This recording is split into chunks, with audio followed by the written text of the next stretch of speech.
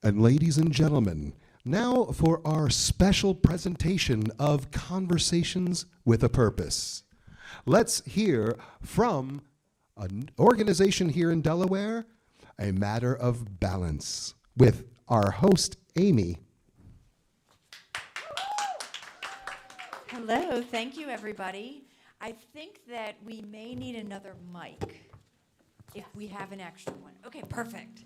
Thank you so much. I appreciate that. That'd be easier than us taking it back and forth. So, welcome. Thank you, everyone. I'm very excited to talk to you. So, tell me your name and a little bit about your organization. Absolutely. And first, thank you for inviting me to speak about our program, Matter of Balance. And I'm Arundhati Ghosh, and I work for the state of Delaware. And I'm the program coordinator for Newcastle County and run this program, A Matter of Balance, with my fellow volunteer coaches. And this is an awesome program to start to begin with. I'm excited to hear about it. So, can you start by telling us about A Matter of Balance? Who does it serve? How does it work?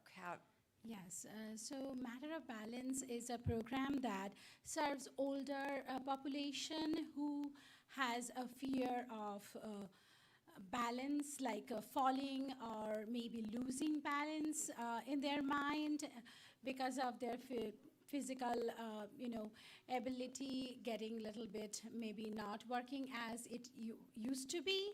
So we are serving those population both as work with their little bit of simple exercises, and also it's a more like a group discussion that gives them the balance in their mind for the fear they already have. So this is about balance in terms of balance with mobility and Yes. and walking and maybe the fear of falling. Okay, that's great. And so your clients and not to I do have a list of questions, but so someone that you may serve may have had a broken hip, or they may have fallen, or they may have some anxiety about that, and that's who you work with. Okay, great. Yes. What are some of the common themes that you find in your work helping people to find balance? So the first thing comes to mind is fear. So fear controls the ability that what they can do or they might do, so that prevent them from going out there, being themselves. Also, in a positive note, I can also say that there we see a lot of courage, a lot of resilience, a lot of hope to be out there. So these are very common theme, comes negative and positive side, just to be there in the class. What kind of challenges do people often face in trying to improve their balance, and how can those be addressed? So different challenges, I would definitely say, like it's definitely going out there and regular daily life that they were doing that every day, but suddenly because of certain age or certain physical issue, they cannot do that anymore. So they face those challenges like every day, and they kind of that affects their mental ability. Also, it's kind of goes very closely together. You mentioned that it's a class, and is the class in person? Is it virtual? How does... Yeah, so this is a class. It's very in person, and it's 8 weeks of classes. Every week we do 2 hours of classes, and runs by, as I mentioned, my awesome volunteer coaches. And it was for a little bit of time in COVID, was virtual of course, but we are back there, out there, helping people every day, and we are around whole Newcastle County and also in Delaware, other counties too. Great. Do you see any parallels with working on physical balance and finding balance in someone's life and mental health, and what are those? Yes, definitely. If someone has a challenge with their physical balance, that definitely, just creep on to their mental ability. So it definitely goes hand in hand.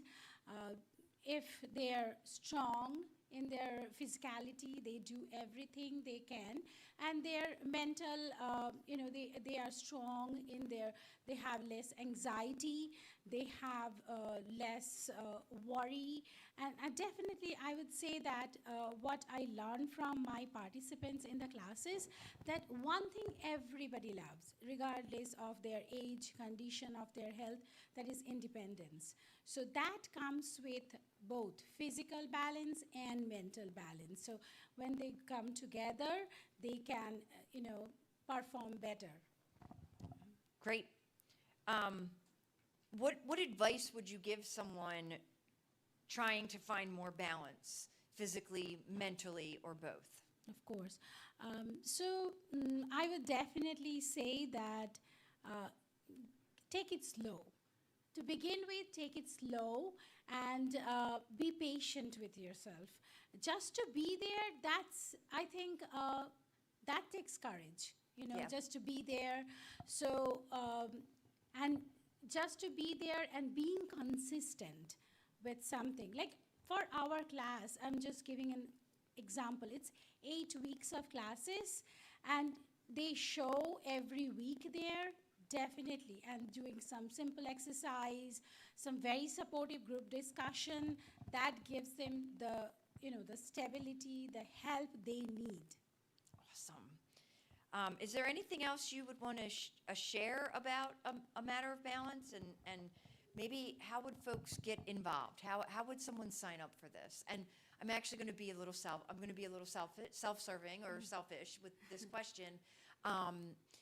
A person close to me broke their hip, and they've gone through physical therapy, and it was during COVID, and so the physical therapy in person stopped, and those kind of things, and the healing has taken some time. And they definitely experience a lot of anxiety going places. And from the outsider looking in, you can see that that's why they're rejecting going to places. Would this program help someone in that situation to find that courage to be able to go out? Or, Yeah. and what would it look like when they come? So what you just described, we call that fear of cycle, like, or cycle of fear. So it's just preventing yourself just to do the same thing that will help you even get better. So that's the thing about it. Like, we want more volunteers. First of all, that I will be telling first, because this program is run by volunteer coaches, and we need passionate coaches to come out and serve their own community, help someone in a very meaningful way. And I'm coming back to your question. We have coming many classes in our spring. This is actually the second half of spring. We started our classes already, but the second half is coming. We are starting our new class in Newcastle Senior Center coming week, and many other libraries and senior centers. If you need any information, just go to volunteer.delaware.gov and find Matter of Balance there. You have all the information. You can also follow us on Facebook. Awesome. Wonderful. Thank you so much for talking to us. And before I actually let you go, I do want to ask, since you've been doing this program, it sounds really inspirational. Would you be willing to share with us maybe a success story or a personal story from someone that's been in it? I know I'm throwing you on the spot here, but is there something that comes to mind where you've worked with a person that has just gone through the classes and has found hope through the classes that...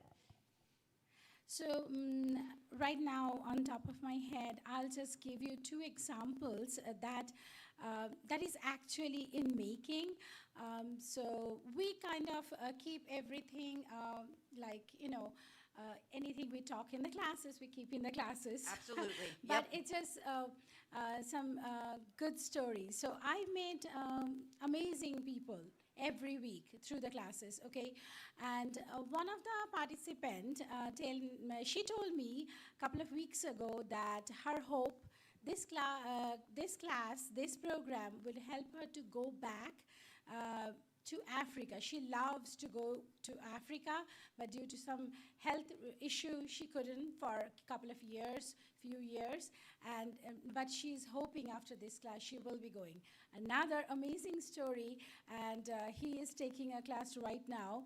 And he said that he will be going in summer to his 40th cruise. And we are amazed, like people with their physical limitations and all these things, they sit aside, they join the classes, they feel so in control, and they dream. So there is no age for dreaming. It's just all about your physical and mental balance. That is so wonderful. Thank you for sharing the personal stories with us too as well. And thank you so much for coming out and talking to us. Let's give a matter of balance a hand. And yes, that was so nice to meet you.